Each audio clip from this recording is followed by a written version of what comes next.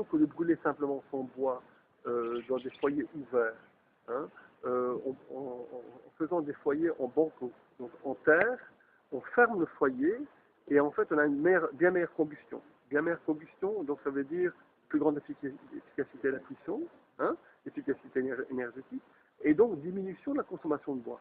Diminution de consommation de bois, on abat moins d'arbres, et donc c'est tout à fait favorable à, en tout cas, essayer de maintenir un couvert forestier et végétal, puisqu'on réduit de moitié, à travers ça, on réduit de moitié la consommation de bois. Et donc, c'est un autre exemple dans la chaîne de valeur, donc, dont les intrants, hein, à la consommation ou à la production, voilà un intrant tout à fait innovant, mais qui ne vient pas de la planète Mars.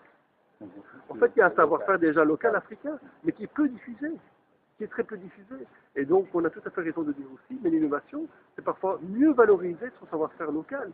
Hein, il ne s'agit pas de faire venir des grands équipements d'Europe ou d'ailleurs, ou de penser que l'innovation vient d'un planète Mars, mais c'est aussi simplement de trouver autour de soi une valorisation de savoir-faire. Et aujourd'hui, de partager. Et Voilà. aujourd'hui, le troisième Finovar, quel enjeu pour le Sénégal? Alors, ce n'est pas le troisième Finovar, c'est le premier Finovar.